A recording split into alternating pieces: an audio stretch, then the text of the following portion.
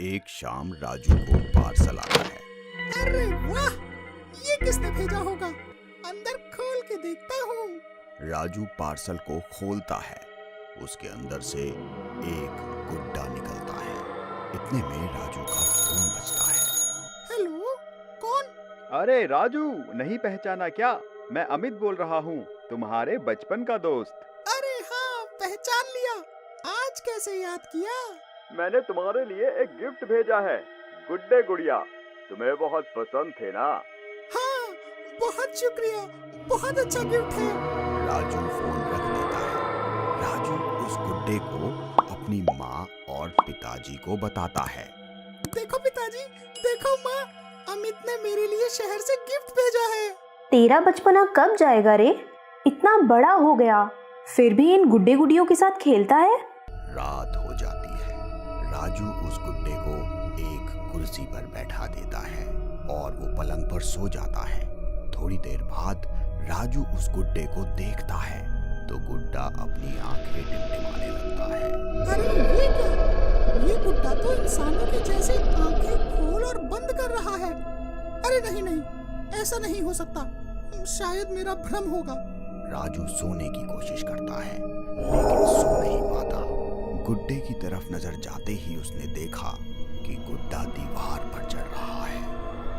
फिर वो गुड्डा राजू के ऊपर उठ जाता है और राजू की छाती पर बैठ जाता है। बचाओ, बचाओ! राजू के चिल्लाने की आवाज सुनकर उसके माता पिता वहां आते हैं और इतने में वो गुड्डा वापस कुर्सी पर बैठ जाता है और कोई हरकत नहीं करता। क्या हुआ? बचाओ बचाओ क्यों चिल्ला रहा है?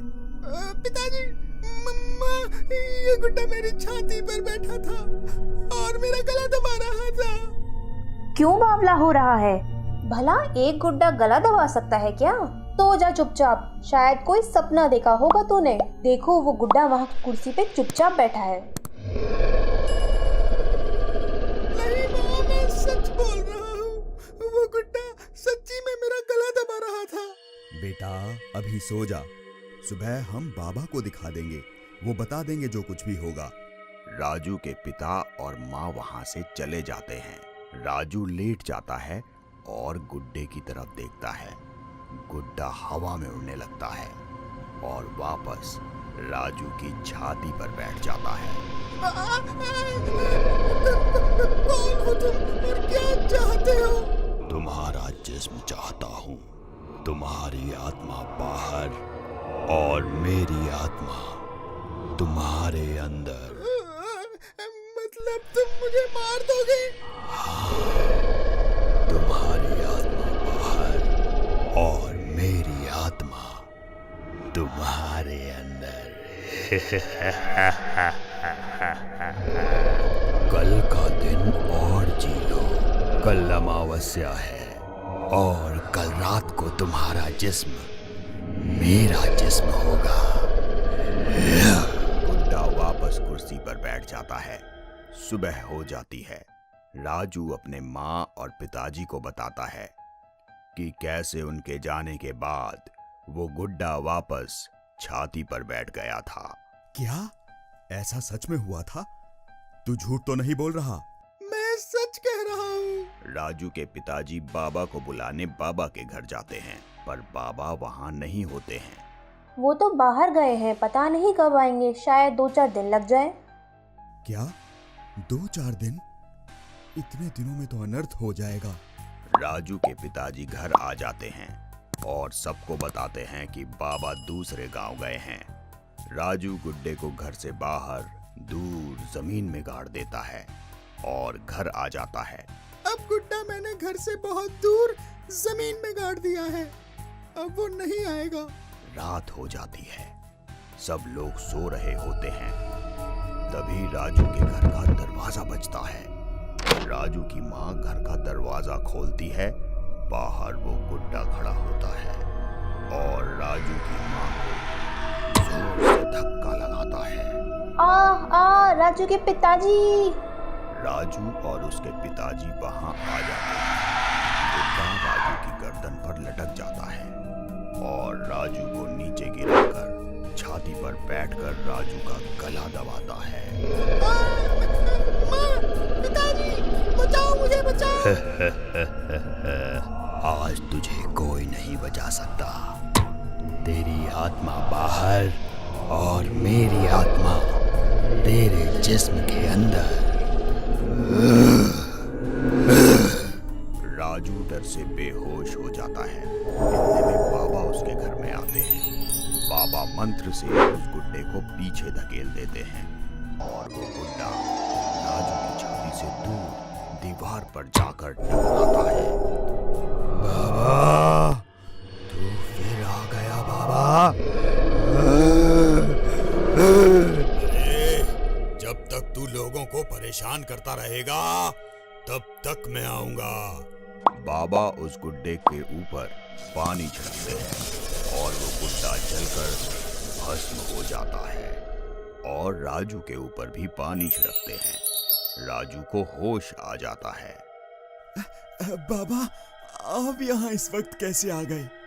मैं अभी दूसरे गांव से लौटा था। मेरी पत्नी ने बताया कि आप मुसीबत में हैं, तो मैं सीधा यहाँ चला आया। और ये भूत था, इसकी आत्मा को मैंने ही इस गुड्डे में बंद किया था। ये हर अमावस्या को जिस्म बदलता था, भोले भाले लोगों को मारकर उनके अंदर घुस जाता था।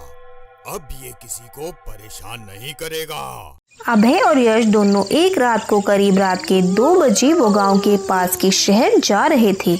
यार अभय, हमें इतनी रात को जाना जरूरी है क्या? हम सुबह होने पर भी तो जा सकते थे।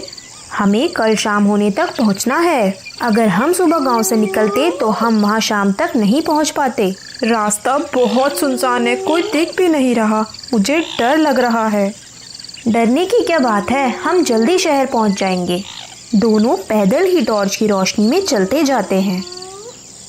रास्ते में एक पेड़ के नीचे से दोनों निकल रहे होते हैं, तभी ऊपर से पेड़ की जड़ें लटकती हैं और दोनों को बांधकर हवा में जोर जोर से घुमाती हैं। बचाओ बचाओ बचाओ बचाओ। दोनों हवा में घूमते हुए नीचे गिर जाते हैं। यह क्या था अभय? पता नहीं, कुछ समझ नहीं आ रहा। शायद कोई साया हो। पेड़ के ऊपर से वापस जड़ें निकलती हैं। अभय और यश दूर भागते हैं, पर जड़ें यश को पकड़ लेती हैं और ऊपर लिपट जाती हैं और यश को पेड़ पर उल्टा लटका देती हैं।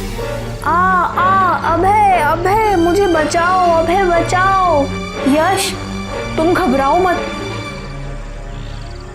मैं तुम्हें अभी नीचे उतारता हूँ। जैसे ही अभय पेड़ को हाथ लगाता है, उसे जोर से करंट लगता है और वो दूर जा गिरता है। इस पेड़ से तो करंट आ रहा है। इतने में पेड़ जोर से चमकता है और एक भूत बन जाता है।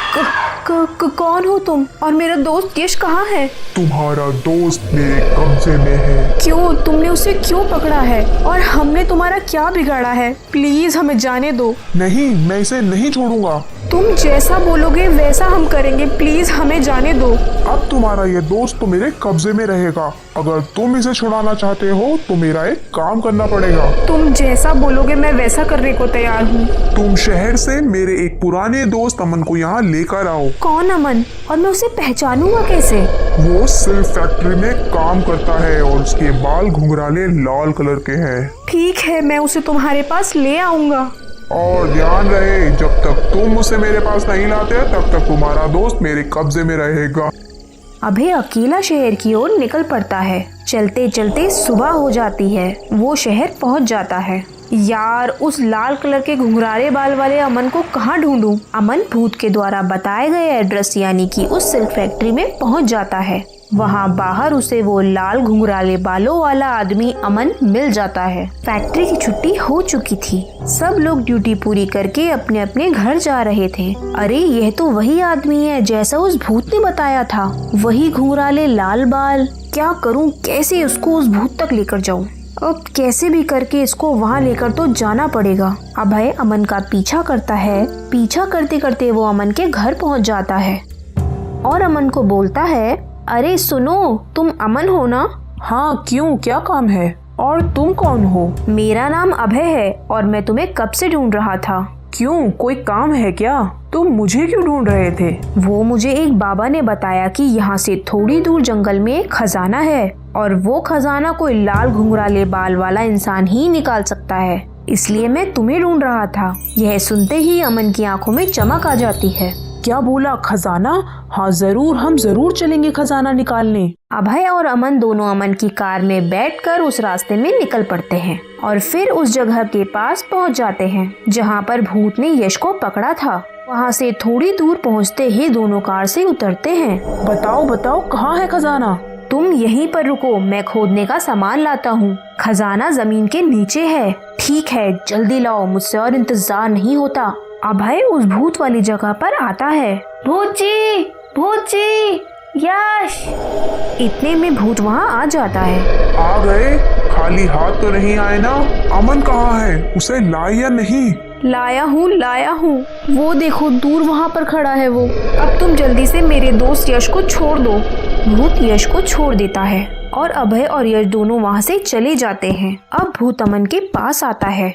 भूत, आ, बचाओ, अबे कहाँ गए तुम? आज बड़ा डर लग रहा है तुझे?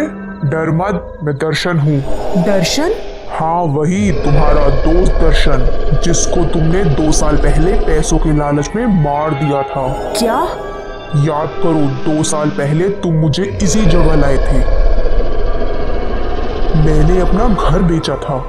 उस घर के 2 लाख रुपए आए थे और तुमने उन 2 लाख रुपए की लालच में मेरी जान ली थी। तब से मैं बदले की आग में तड़प रहा हूँ।